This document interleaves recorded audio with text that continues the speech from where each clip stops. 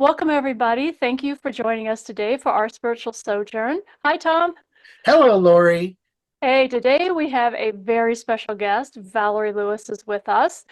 And Valorie, you are getting ready to embark on a wonderful adventure. Can you share a little bit about that? Yes, it is the first stop in my three-city tour. First time I've ever doing anything like this, and it's called Valerie Explains Life, the Universe, and Everything. It's happening July 28th in Lafayette, Colorado. That is amazing. And where can people get tickets for that? Because it's going to be fabulous. Yes, it is. You can get tickets on my website, which is goddesswithanAttitude.com. Just click on the little link that says events, and you'll be taken right to the page. You'll get a full rundown of the full day's event. It is going to be a full day, so I love that, go big or go home. My first time ever, and I'm like, I think I'll just do a full day. So, um, but I'm really excited about it. The format is supposed to be a little bit of comedy, a little bit of channeled messages, inspiration, and just seeing what messages come through from spirit. I am so excited. I can hardly wait to spend that day with you. It's going to be fabulous. Yes, I'm so glad you're coming. Oh, yeah, wouldn't miss it. And folks, if you're interested, you really need to get your tickets soon. You do not want Yes, these to sell out. yes. And I haven't been mentioning this before, so I need to mention this. It's pre-purchase only. You won't be able to buy at the door. Right. And you get food. She's going to give you coffee in the morning if you're a coffee person, and lunch, and lots of fun in between. And appetizers during the social hour, so I'm gonna be feeding y'all all day. Right. It's kind of like being on a cruise where you just eat all day. Yeah, Excellent. it'll be a lot of fun. Thank you. Thank you so much, though, for joining us today, too, because we've had this interesting conversation last week or so where we were talking about what happens when we die. What does our soul do? Where does our soul go? How does it feel? What does the soul think or take with it? And so, since you're a wonderful medium and channel, that would be fun to have you on and get your insights about that. So, do you have any thoughts or any information coming through from anyone that might want to share that with us? Sure. Well, I think what I'll do is I'll start with my basic understanding of how my particular style of mediumship works as far as what I am connecting to and what I feel is going on the other side. And then I would love to like just tap in and channel and see if we get any additional answers come through. So when I first started mediumship, because of how my brain works, I needed to know what was going on. Like I knew I was getting messages and I knew these people were dead, but I'm like, yeah, but how does it work? How are you sending me the messages? Where are they coming from? And so the way it was explained to me by my spirit guides is that when we cross over, and this is still a work in progress. Let me just say this is still kind of theoretical because I don't have all of the pieces, but to my best understanding, when we cross over, we immediately become love and light. We immediately return to the source. We're immediately joined back up with that God particle, the part of us that is God, whatever you want to call it. We are that love and light. However, when I go into mediumship, there are so many different ways that the soul can express itself. And so when I am reaching out to Grandma Jane on the other side, even though she is pure love and light, I'm not necessarily connecting with the part of her soul that is love and light, because that's not the part of her soul that little Timmy knows. Little Timmy knows her as Grandma Jane. And so she can express herself in the same form as she was as Grandma Jane. Like she'll take on the same personality, she'll have the same thoughts and the memories of what went on, and she'll be able to relate to Timmy through me as that entity that he has come to know as Grandma Jane. Does that mean she's not love and light just because she's telling me about her last days when she was bitching about something? No, she's still love and light, but she's trying to be relatable, and she's expressing herself as an entity or an energy form that she once was. So that's kind of how I see it. And there's all different expressions of it. For me, particularly, I will say both my mother and father are on the other side. And I do know specifically when I first connected with my mother, who we had a difficult relationship, she was bright and shiny and laughing and just joy. And I was just like, no, I don't want to talk to you. That's not the woman I knew. And it took me a while, and it took her a while to be able to present herself in a way where we could have a communication. She just basically, she toned it down a bit. Now she's back to that bubbly personality, but I just wasn't ready to receive that in the beginning. So I do know from personal experience that they're also able to kind of tweak their energy, so to speak, so that if a communication needs, I'm putting that in air quotes, needs to happen, they try their best from the other side to make that communication as smooth as possible or as clear as possible in whatever form we most relate to knowing that entity at. That's interesting that you say that. So it sounds like, would you say that you and your mother, now that she's on the other side, are developing a better relationship than you had in the physical world? A better relationship, yes. And I'm actually coming to some deeper understandings of why things were the way they were when she was here in physical form. Interesting, because I've had the same experience with my father, who also has crossed over. And I hadn't really thought about it much. And another friend had said to me one day, "Oh, your dad wants to have a relationship with you." And I was thinking, well, that's weird. He's not here anymore. But then it started to make sense. And then as I sat in meditation, he did step forward when I called out to him. And we worked through some difficulties. And now we have a pretty decent relationship that we would have never had when he was in the physical world. Yeah. Same Yeah. with my dad. My dad, I wouldn't, I don't know if I would call it a difficult relationship. Maybe a better definition with my dad would be a lack of a relationship. But when he first crossed over and my first communication with him, he said something that in that instant, it wiped the slate clean. And so I invited him to be one of my spirit guides. He stepped in, and he's kind of always hung out with my spirit guides and been that person that I can talk to on the other side. So things with my father were much easier to establish. I love that. Yeah, that's amazing. So when you're channeling for someone, when you're being that medium and you're calling in Aunt Ruthie or whoever, how does that work for you? And how does that feel when you're bringing that energy in? Hmm. It works in a few different ways. So it's hard to say. I don't know that in the beginning, when I first started receiving messages from the other side and realized that I was talking to those who had crossed over, because for a while that energy was unidentifiable to me until I realized, oh, this person is someone that's crossed over. And so it happened accidentally. I used to call myself the accidental medium because I could never tell when they were going to come through. It's just, oh, and here's someone that wants to talk to you. Oh, there's someone that crossed over. So it was never like there was never an intentional trying to communicate, which means the way they came through was very vast. Sometimes they come through in the middle of me reading a card. Sometimes they come through my clairvoyance, and I see images or something. And I think that it's just kind of carried over into as I've begun to develop it. I still kind of leave it loose in that whatever way they need to come through, they're allowed to come through. So sometimes someone is sitting across from me and they want to speak to someone specific, and I can call that energy in. I want to know how my daughter is doing. Okay, fine. And I check in and I can call that energy in. Sometimes if I'm in like a gallery setting, I don't know who this energy is, but this energy is presenting as such and such, and this is what they're saying. And then the person in the crowd has to identify that's somebody that they knew or somebody that belongs to them. So it comes through in different ways for me as I'm getting up to speed with my mediumship. Okay. Can you call in just anybody, or does it have to be connected to the person? For instance, if I have a hero who's on the other side, can I call them in?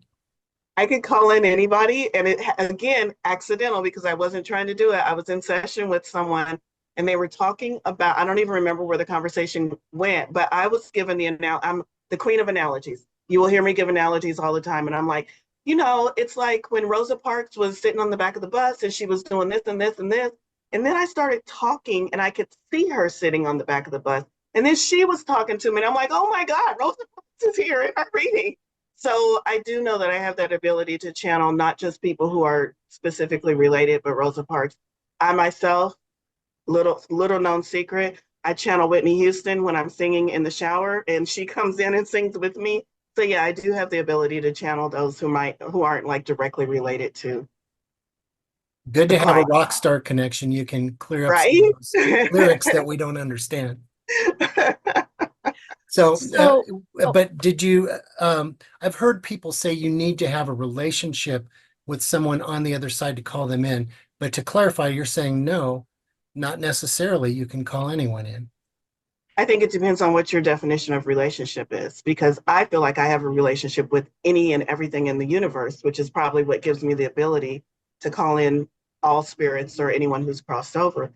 So I guess it depends on if you're in a position where you feel like your relationships are very human based, then you probably would have a harder time connecting with something that is not something that you knew here in Okay. physical form.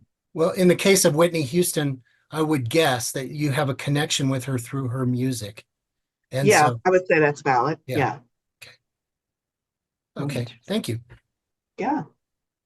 so when you check in, because I'm going to ask you what happens or what does it feel like for the soul when we die and the body dies, this vehicle dies, and that soul is finally free? What kind of information do you get about that? About what's that like for the soul returning to that soul world? Home is kind of how I think of it. Yeah, before I even started doing mediumship, just funny that I've never thought about this. I guess I was doing mediumship before I called it mediumship, but I did what I would call a quick check-in, which means as soon as I heard the news that someone had crossed over, I would immediately check in, and all I would get in the beginning is a quick, yeah, I'm okay, and here's what happened. And then I would not be able to connect with that entity going forward. And so through that practice, I have become aware of what it feels like in those early moments of first crossing over, and relief. It feels like relief. It feels like a load has been lifted. It feels like lightness. It feels like truly understanding who the soul's authentic self is. It's like being captured in this small human form for, I don't know, 70, 80 years, knowing that there's something more. And then when you cross over, you're finally in that more. And it's everything. It's almost indescribable from our human perspective. And they have tried time and time again to explain what it feels like. I don't think there's human words to accurately describe what that crossing over moment feels like, but they do their best. I do know there's at times, depending on the soul and the soul's journey, there's a bit of unsettled feeling. I wouldn't say confusion because it doesn't quite feel like confusion, but it just feels like oh, what just happened? And sometimes it takes them a little time to acclimate. I guess that's a better word, to acclimate to the, and it happens a lot when there's a sudden or unexpected death. Um, it takes them just a while to acclimate and realize why they feel the way they feel. Oh, it's because I'm non-physical again. So sometimes there is that bit of, I don't know, disconnect. That's not even the right word. Disorientation, maybe. Disorientation. That's the word. Yes. So And if it's, someone crosses over unexpectedly, are you referring to their human expectations or their soul expectations? They're human expectations. I feel like, and this is coming through just in the moment, that there's in the moment of crossing over, part of that soul, even in non-physical, still has enough of the human existence, memories, thoughts, feelings with them, that's what causes the disorientation. Okay. And then do bad people go to hell? Is there a hell? Oh, I love this only for you, question. Tom. Yeah, yeah. I need to make my reservations now. Right? If there's a hell, I'm going there. Can we get side by side rooms?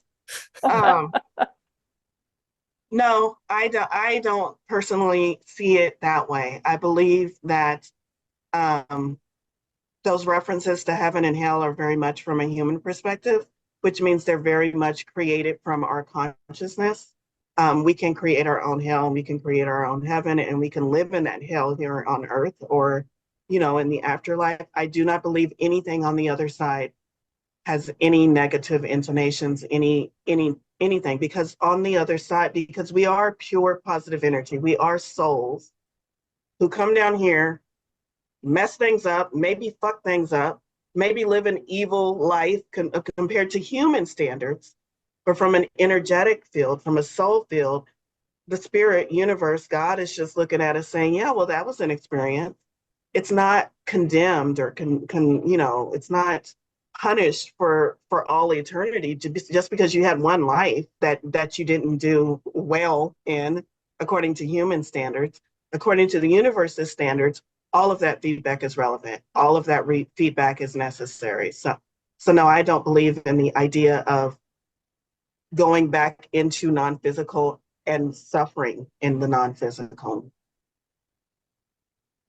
Coming back to a minute for when you were talking about when there's a sudden death, because I've kind of wondered about that. And I always think about that when you hear something about someone was just in a car accident on their way to work and then boom, their life ended. But what it reminds me of, I was working at a hospital a few years ago I was in the emergency room. So I was walking down the hallway, minding my own business, and suddenly this voice showed up. I had heard a code blue called. Suddenly this voice shows up in my head and was asking me, what should I do now? And so I'm walking along thinking, I don't know. What do you want to do? And so clearly this was the soul that had just left and was coded and was walking beside me asking where they should go now. So basically in my head, I'm talking to this, I think it was a woman, and told her she could either go to the light or she could go back to her body and continue on. And so then she kind of stopped talking to me. Later, I found out that they had actually gotten her back. She had actually chosen to go back into her body and continue this life. So it sounds like when those certain sudden things happen, sometimes as souls, we have a choice whether we go or stay. Is that your understanding as well? Or when you've channeled, has someone given you that piece of information? Absolutely. I'm gonna quote somebody that might rub y'all the wrong way. Esther Hicks. Esther Hicks explains all death as a choice. And it might not be a conscious choice. It might be a choice we make subconsciously, or it might be a choice we make energetically. But basically, it's us moving from a position of resistance that, from our human perspective, we can't figure out our way around. And so the path of least resistance is to move into non-physical. So that's why we see a lot of people who struggle with their life have these sudden deaths, the car accidents, the drug overdoses, because that's their path of least resistance. And now they're in pure positive light. That's one way. Another way is just a conscious choice. I think I've done enough here. I was referenced Forrest Gump when he stops running and he's like, I think I'll go home now. I think a lot of souls are just like, yeah, I think I'm done here. I think I want to, come back and try it again as something else, or maybe just stay non-physical for a while. So I do feel like it is a choice, maybe not consciously for all of us, maybe consciously for some of us. So yes, and because we can choose to go to crossover, I do believe that in that in-between space, I do think there's an in-between space that I don't fully understand, but I'm beginning to understand. In that in-between space, we can choose to come back. I know an example of my mother, I know that she did come back. She coded and then came back. And when asked about that, I was given the insight that the way she left, she realized that would be very detrimental to my youngest brother, who was the one that found her. So she came back, and then she finally passed away when she was in the hospital. Oh, okay. That makes sense. Do some people at a soul level plan and schedule their own crossover? And an example of that, I always think of, you hear these stories that are just basically the Roadrunner and Wile E. Coyote, where somebody does, here, hold my beer, and then the next thing you know, they're crossing over. Do people plan that? That's a good question. That's one I'm going to have to tap in and get an answer for. I don't know that one. I'm hearing yes. What do you get? I'm getting yes, but not necessarily in the way we think. Like the person, the The World's Dumbest, whatever that show is that used to come on that just showed ridiculous situations, and you're thinking that person should have died. And then the news stories were Darwin's best, they do. Um, I don't feel like they consciously thought, I'm going to do this really stupid thing and have a camera rolling, and this is how I'm going to end it. No, but I think probably from a soul perspective, they said, I'm going to go down there and I'm going to live a life where I do things that challenge other people's opinions of what is normal, or that challenge people's opinions of what I should be doing. And they just live this fun life where they don't really care if the world calls them dumb, and they just do things that bring them joy, and then they do something that brings them a little bit too much joy, and they return to non-physical. So I do believe that they make those decisions and those contracts from non-physical, but not specifically in the sense that I'm going to do this thing and die. More like, this is how I'm going to live my life, and spirit, you take me out when you feel like, Mhm. Yeah, my time is over. maybe at an earthly level, they're not aware that that's what they're Right. walking into, but at a Yeah. soul level, it's already agreed, and things are taking shape, and situations are forming for it. And I would just like to add just a funny note on top of that. I believe some of those, after they cross over, you can practically hear them laughing. Absolutely. Yeah. So Yeah. when you read the stories, you can practically hear the person laughing at how that came out. Yeah. I'm also getting that before souls incarnate, they have this idea, they kind of set out this goal for themselves and what they want to accomplish, what they want to experience in each life. And they have not a specific time of leaving and returning to the soul world, but they have a kind of a general idea of, once I accomplish X, Y, and Z, then it will be a choice that I Yeah. can make. And then I can choose to stay, or I can choose to return back to the non-physical world. And so it's more of a general idea. Um, it always seemed to me in hospice, when I was working with folks that were very close, that there seemed to be kind of this exact moment. I always said between an agreement between source and the soul, that that would be it, and they would stop. And then the body would systematically shut down and the soul would leave. It always seemed that way, even though hospice nurses may have thought they should have died 3 weeks ago. There was that exact right moment that they hadn't gotten to yet. Yeah. I totally agree with that. Yeah, fascinating. So I'm asking if souls feel things like humans feel things, perhaps sadness or joy or whatever. And I'm just wondering, as the soul leaves the vessel in this life, does the soul have, other than love and light, when they get to the other side, do they have a feeling about it? Sadness, regret, anger?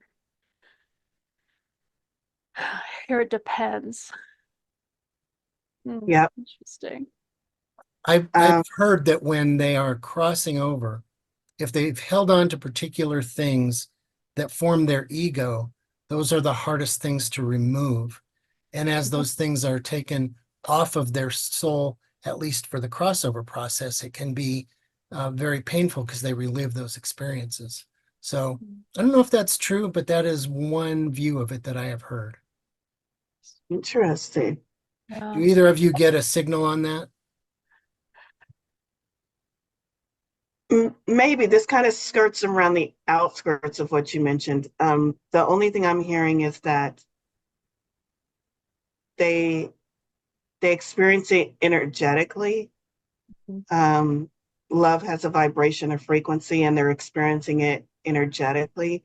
But also those souls who have incarnated enough time to have the soul knowledge of what a feeling is, they're able to understand that a lot better than maybe those souls who have only incarnated a few times, or who have never incarnated into a situation with feelings. So I think that's where the "it depends" comes in at. Okay. Thank you. Yeah, I get that sometimes if the human had been in some sort of turmoil or confusion or anger, intense anger, that the soul may carry that temporarily with them, perhaps in that in-between place where they're experiencing that, sort of reliving it, if you will, and then making that choice to move on, at which point they can release it and start to heal then and move more into that light and love. Sometimes they spend some amount of time once they get to the soul world kind of lost in those thoughts or feelings that they're still carrying with them from the last life. And depending on how much guilt or shame or anger or whatever they're mostly negative emotions that they're holding, they may have to spend some time, in a sense, sitting with those, feeling those, and then be able to clear it finally once they realize that they don't have to hold on to it. They don't have to punish themselves anymore. Then they can be free of that and then move back into their true nature, which, like you say, is that love and light and the non-physical. Yeah. Because truly, all we are, the vibration is love. Love is what we are and who we are, and that's all that there is, really. And everything else is from that human perspective of emotions that we get to experience. So, Yeah. interesting. I think in the moment, hearing you speak, Lori, I got new information, new to me information as well. Just a little bit more clarity in that in between space, because I never quite understood it. And the reason why I never understood it is because I would often tap in, and whatever entity I was talking to would be like, no, there was no in between space. And I'm like, oh, okay, well, I guess there's not an in between space. But what I'm understanding is that it's different for each soul. So some souls will spend what we might consider a longer time in that, even though time doesn't really exist from that side, a longer period of time in the in-between. And some souls might process through it so quickly that they don't even notice it.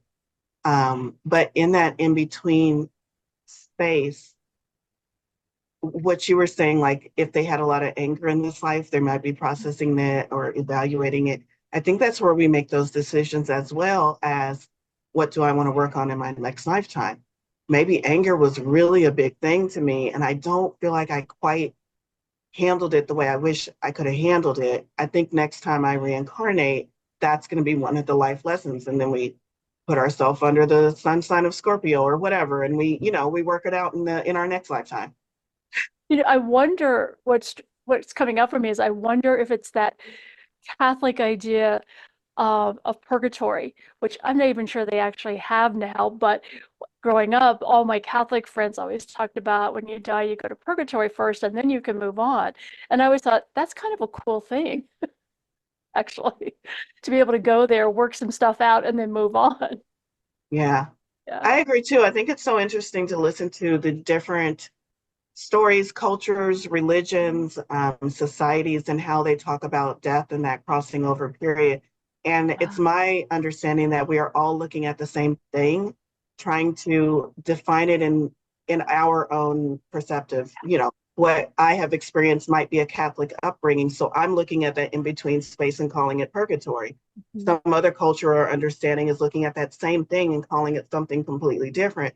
But we're all looking at and trying to define this thing that we know is there and we know it's real. We just don't quite know how to express it in our human terms. So I very much think that purgatory could be the same understanding of that space. Yeah. I'm pretty sure I've done some hard time in purgatory. But let me ask, if you make a plan for your life and think of it like you made a do list for a given day, and lots of us get ambitious. If I have the best day I'm ever going to have, I'll add these other 5 things. So if you did that with your life plan and you don't get through all the items, is that automatically your next lifetime? Do you have to come back? How does that work to your knowledge? So speaking about an overachieving to-do list, I'm pretty sure I did that with this lifetime. I'm pretty sure I'm going to live to be 130 because I got some things to still work out. But I don't think it's necessarily if I don't finish it, if I don't hit 130, if I don't finish it in this line.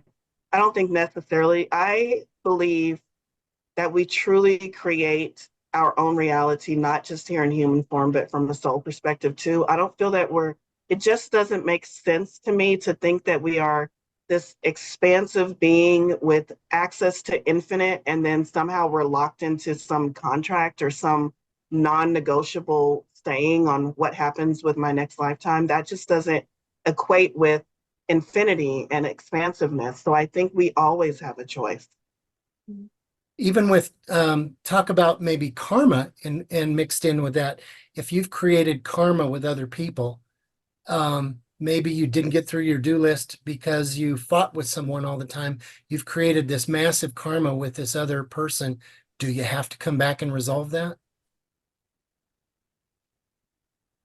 I don't have I've heard so many different understandings of what karma is. So I'm going to speak to it from what I understand it is it's like incurring some kind of a debt that needs to be paid back in some form or another.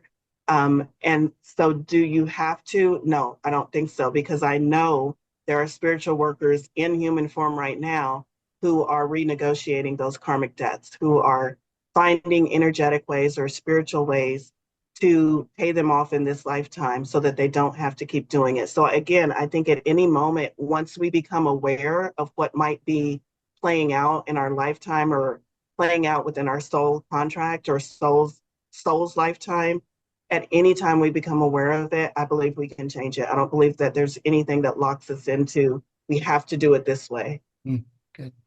And I So get, so awareness is key too, which is, yeah. as the human being as well as the Mhm. soul. I also get that souls have that choice really to look at those patterns of karmic behavior and decide, is it something they still want to experience or try to clear, and perhaps come back in another life to be able to help have that opportunity to clear it. So I think they also have some choices about what's the next thing I want to experience. I agree. I was just flashed the image of a video game, and on the video games, there's like you enter like cheat codes, and you can go into this alternate world, and you can play out, battles over there. But it's like a side quest basically to the main game. And I feel like sometimes that's what we do. We get caught up in these side quests, and maybe the side quest is anger. And once we're back in physical, that in between spaces, we're evaluating our life. Maybe we decide that thing that I thought was so important that I worked through was just kind of a side quest, and I don't think I really need that. So we can't just dump it off and not say, oh, I have to come back and work through this thing, because maybe it's not integral to what our soul path actually is, or what our soul is actually coming to accomplish. And so I do believe that there are those things that we're just like, no, I don't really need to work on that. No, I'm okay. I'm gonna go with this path. Yeah, I like that. Yeah. Go ahead, Lori. I was gonna say, anything else, Valerie, that you'd like to share with us? Any other messages coming through? Mm. From my guides. Uh, you spend far too much time worrying about what comes after. You came here to be human. So maybe you should focus on your human life a little bit more. That's them talking to me. Um, I think it's important that we keep a balance. Of course, we want to know about the expansiveness of our soul and get that information. Of course, we want to know the wisdom that comes from those who have crossed over. As long as we keep it in balance, though, so that that information is benefiting our human existence, and so that we're not always focused on, I'm ready to cross over, I'm ready to cross over. So I think that's the message that came through, is just making sure we're using that information and those insights to actually benefit our human existence in the here and now. So I should stop asking to go ahead and move on. I mean, you can ask, but you might be surprised by the answer that comes through. No, it's always no, no, it's Not not yet. time yet. Yep, Yeah, yep. not yet. Yeah. Yeah. Valerie, I have one last question, and then I'll give you a chance to give some information again about your activity at NICES coming up in July. My last question is just kind of, is it possible to flunk this school of Earth? No, no. There is no grading scale other than how we grade ourselves. So self-judgment is huge, which we try to work our way out of being so critical on ourselves. We can't flunk. And I also strongly disagree with any, when people say Earth is the kindergarten of the universe or Earth is where all of the rejects go, I strongly disagree with that. I think human existence is one of the higher level learning, if we're putting it in school terms, higher level learning universities. So I don't feel like there's the fact that we are here living a human existence, we're automatically all getting A pluses, period. That's a great way to look at it. I think I've heard other people say pretty much the same, and that's the way I like to think of it as well. So Yeah. tell us a little bit more about your activity, the session that you're having at Nisi's in late July. Sure. So it's a little bit more of me sharing what I've learned, things like what we've just talked about today. It's happening July 28th. It's a full day event. Tickets are on sale now. It's me being funny. I hope I'm funny. Comedic inspiration is what I'm calling it. So it's a little bit of comedy, a little bit of entertaining, a little bit of foul-mouthed messages being delivered from spirit through my foul-mouthed mouthpiece.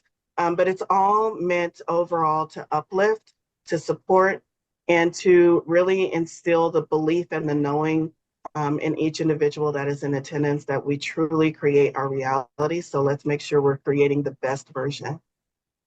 Oh, that's a great thought. And it's going to be July 28th. Yes, July 28th, Sunday at Nisi's in Lafayette, Colorado, and it's from 9 a.m. to 4 p.m. And we'll put a link to that in the comments and in the description for this video. And I'd just like to say, what better way to learn than to have some humor along with it and an occasional expletive and everything else. I think I would enjoy that very much. So I hope it is as successful as I think it will be. Thank you. And thank you for having me today. Oh, I've Thank you enjoyed for it. coming. I think Yes. Gloria has too. So Yes. let me wrap it up by saying if you've enjoyed this, please smash that like button, and you can subscribe and share as well if you know someone who would find this content helpful to them. And also, we'd love to have your questions. If you have questions for either Lori or me, you can write them in the comments, but more importantly, we'll pass along any questions you have to Valorie, and we'll get an answer back for you if we can. And we'll get you all the information that you're looking for on this topic. And so with that, if you have any requests for future topics, you can place them there as well. And we look forward to what you have to say. And with that, I'd like to thank you for your time and attention. We'll see you next time on Our Spiritual Sojourn.